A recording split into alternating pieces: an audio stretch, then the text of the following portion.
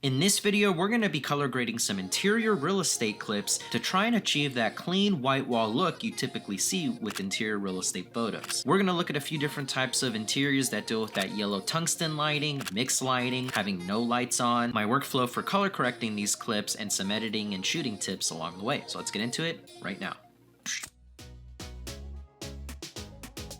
So first off, we're not trying to achieve a really unnatural, over-processed look. What we're trying to do is basically clean up the interior video clip, because a lot of times you're dealing with green casting coming in from the grass, you're getting blue hues coming in from the windows, you're getting that yellow tungsten lighting from all of the interior lights. So if you can find a way to minimize those and tone those down specifically, you can get a much more cleaner look, but still be an accurate representation of the home. So that's kind of what we're going to be achieving today. So a couple of tips. This works best if you're dealing with log footage. Like right now, the clips we're going to be looking at, as you can see, are log. There's no color correcting or anything done yet. This is straight out of my Canon R6 Mark II shot in C-Log 3 Cinema Gamut. So we have this clip here that's dealing with tungsten lighting. We have this one here dealing with mixed lighting because shot it more at sunset golden hour. Then we have another one right here with the lights off. And then we have over here another sequence of tungsten lighting. I'm going to show you how you can basically affect all the clips at once, at least how I do it in Premiere Pro. So even if you don't work in Premiere Pro, it's totally fine. A lot of these editing methods can be done the same way in other programs, just this is how I do it in Premiere Pro. But I have my footage here on the timeline. One thing that I love about my Premiere workspace is I have everything I need all from right here. You know, one of the things that I don't like about some other editing programs is that you have to go to different windows, but for me personally, I have my timeline, the project viewer, my scopes, my color grading tools, and then my footage, graphics, and other things that I might need, and so on. And that way I don't have to jump around, and I have everything that I need just right here, which is why I love this big giant screen. This LG ultra wide monitor is so good for editing, especially for video editing. So that's how I have my layout. Works great.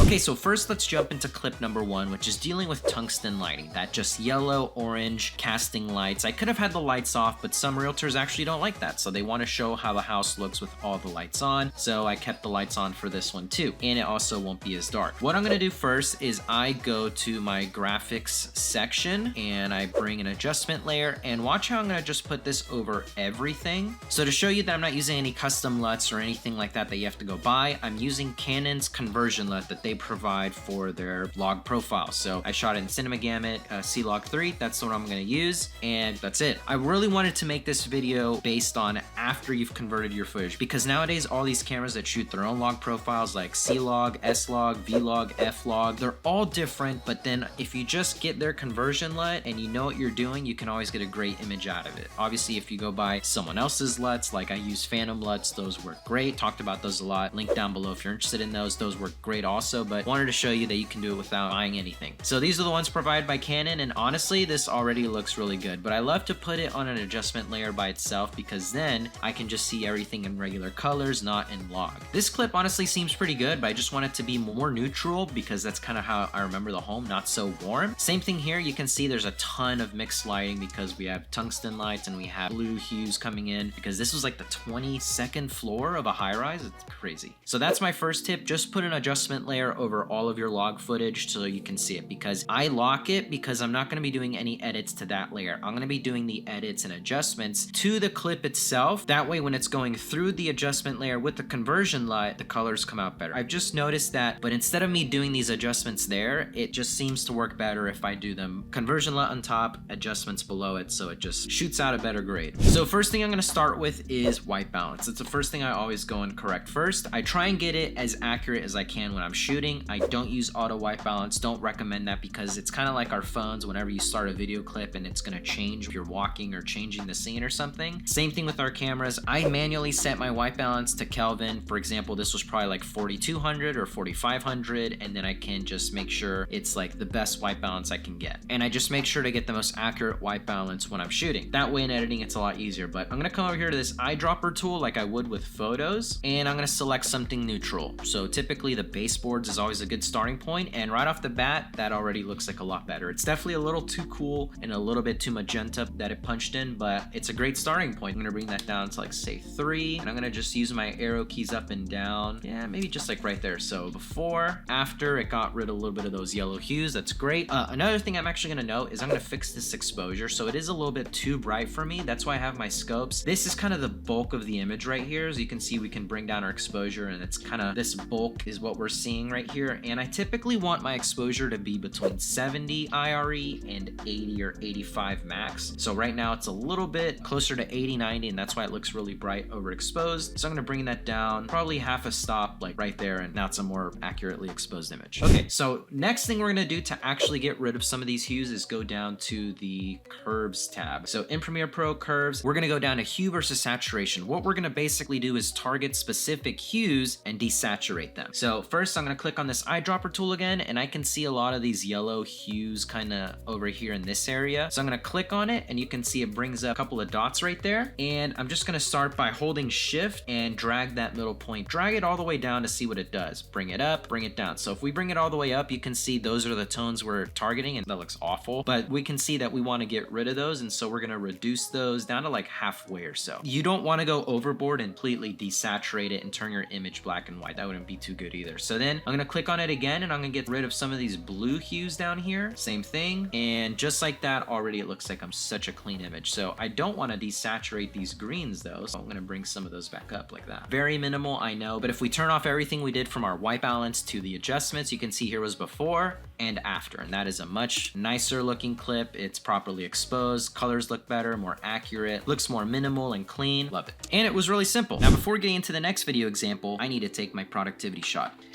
Magic Mind. Do more, stress less. So if you've been around on the channel, you've seen me work with Magic Mind, and I'm super excited to continue to be working with them because this productivity shot is an essential for editors. So if you edit photos, you edit videos like we are right now, and if you want to be able to concentrate and hone in on what you're doing and be more productive, you need some Magic Mind. Seriously, every time I'm doing an editing session, I go and grab one of these from my fridge, and I know that I'm going to be able to knock out some work because of what it's made of. So unlike having a bunch of coffee and energy drinks, I don't feel jittery whatsoever when I take one of these. I just realized I need to take mine right now. And just to give you a little bit of info, it has nootropics for focus, matcha for energy, adaptogens for less stress, and vitamins for immunity. Seriously, so much good stuff packed in here in this little shot that's good for you and actually tastes really good too. So this one that I have with me from Magic Mind is their 15-day pack, but they also have a 30-day pack. And like I said, I love having these because whenever I have an editing day, I can just take one of these before I get started, and I know that I'm gonna be able to knock my work out, stay focused, and be more productive. So if you're interested in picking up some Magic Mind, head to the link in the description. Use my code AndreiRS20 to save yourself 20% off your purchase. And thanks so much to Magic Mind for sponsoring this video. Get back to editing. All right, moving on to the next one. So this one is going to be a lot more complicated because we again don't want to turn it to just a grayscale image, completely black and white, but we don't want to leave it like this. It'd be cool if this was a movie, but not for like a real estate video, you know, cool teal and orange look.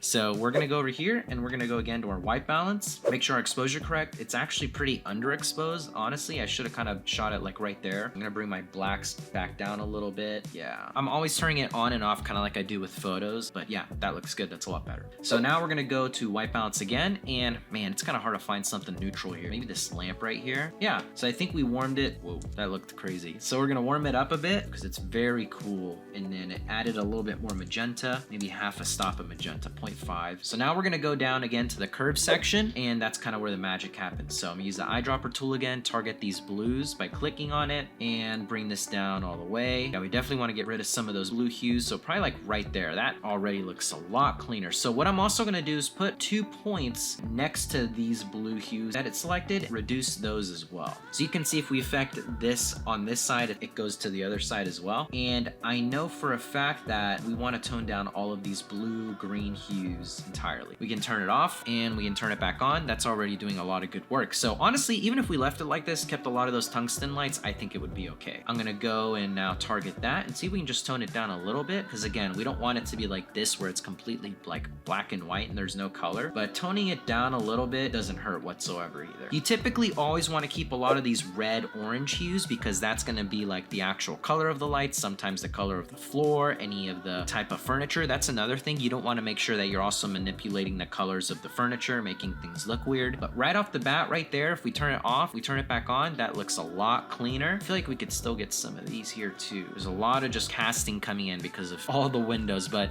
so we can start it over again, and and that looks really, really good. We have that. We can go turn off our effects. That's what we had before and after. I really do like this look, but not for a real estate video. If this was like a short film and then it cut to like some cool cinematography stuff, that shot would make sense. But for real estate, not so much. It looks a lot cleaner like this. It's a better representation of what this would look like actually during the day. I like that a lot better. This also could have been a great home to not do the lights on. It could have been better with the lights off, but even you can see, I filmed this all the way going over here because it was meant to be like starting here and then a speed ramp to like come over here, and keeping that same grade on works all the way through. So that's pretty cool.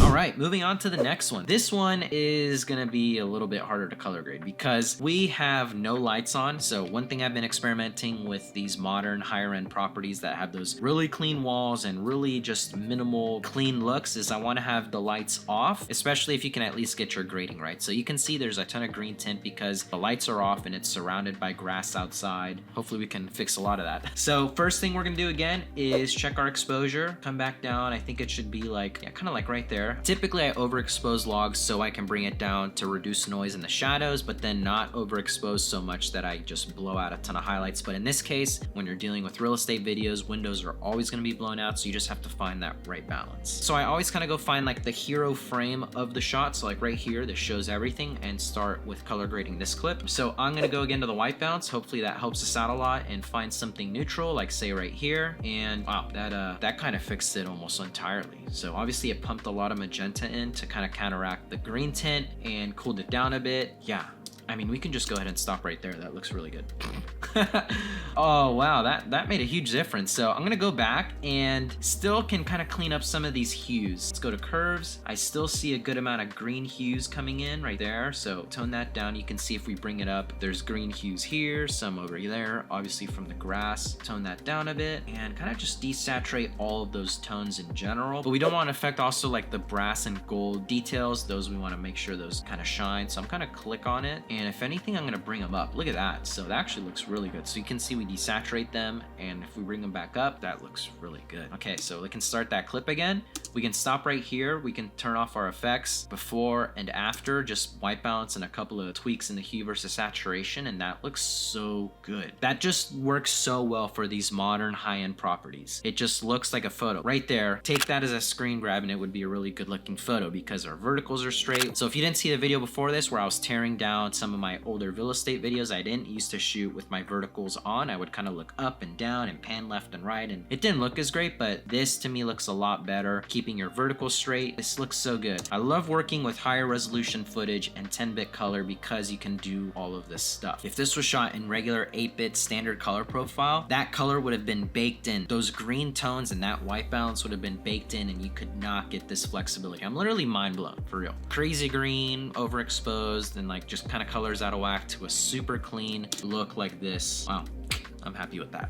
Okay, so moving on to the next clip. Now, what if you want to do this adjustment to a bunch of clips at once? What, instead of just doing it one by one how we have been? So here we have another property that is a totally different style, and it's very yellow, a lot of tungsten lighting, but all of this looks the same. I put a really quick sequence together. As you can see, it's like one shot of the dining room, then it goes to another shot of the dining room, all going in the same direction, then another shot of this office, and then another shot of it. So you can see because of the blue windows that we shot this at golden hour. Yeah, it was close to blue hour sunset time. So what I'm trying to say is they all look the same, and we can put this adjustment to all of them at the same time. So I'm just gonna grab and do an adjustment layer over all of them. I'm gonna change this to another color, not the same color as the clips. That way I just know that that's something different from the color grade. It's easier for me to keep track that way. But first thing we're gonna do again is to the actual clip itself is I'm gonna do some exposure adjustments. So kind of like I said, keeping everything in that 70 to 80 range, kind of clipping 85 at most. Just bring it down a little bit. Yeah, that looks good. Exposure, everything looks good. And now we're just gonna get to fixing these colors. So I'm gonna go to the adjustment layer, just keeping it under the conversion LUT to kind of how we have been with clips itself. I'm gonna use the white balance tool, and I'm gonna target one of these baseboards. And right off the bat, that looks a lot better already. You can see the walls and everything looks a lot cleaner, but it did make it a little too cool for me. So I'm gonna warm it up a bit, change that to just 2 on the tint. And already though, we could leave it like this and it looks a lot better. But those windows look so blue and it looks really weird to me. So I'm gonna go back to this first clip, and on that same adjustment layer, I'm gonna do the same thing we've been doing with the hue and saturation tool. Target those blue tones, and look at that. That's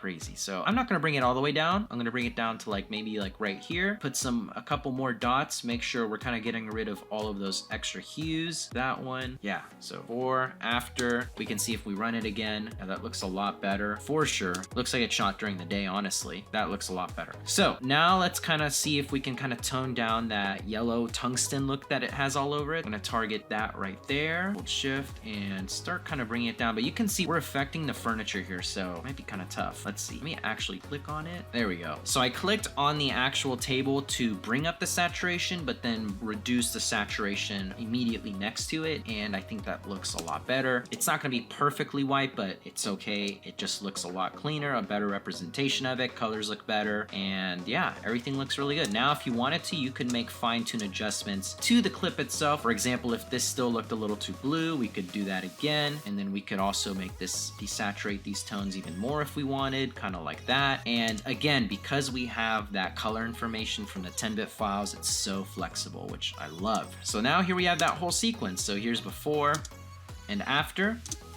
Colors look great, it's not falling apart because again, we have all that data from the log profile. Looks really good. So that's pretty much it. That's how I've been color correcting and grading my real estate videos to get more of that clean white wall look, but also to just make the videos look cleaner and a lot more professional in my opinion. Because I guarantee a lot of other real estate videographers are not doing that. I know they're not doing this much detail in my area. I understand that if you're somebody that does a whole bunch of volume, it'd be really hard to spend this much time on doing this for multiple houses a day, but if you can do it for those properties and you're trying to just get into that higher end luxury market, going that extra mile, color correcting and color grading your clips will make a huge difference in how that final product looks like and just make your work stand out. So leave a like if you enjoyed, comment down your thoughts, and subscribe if you haven't already. I would love for you guys to be part of the channel, and I'll see you guys in the next video. And make sure to check out Magic Mind in the link below. Trust me, it is an essential for video editing. See ya.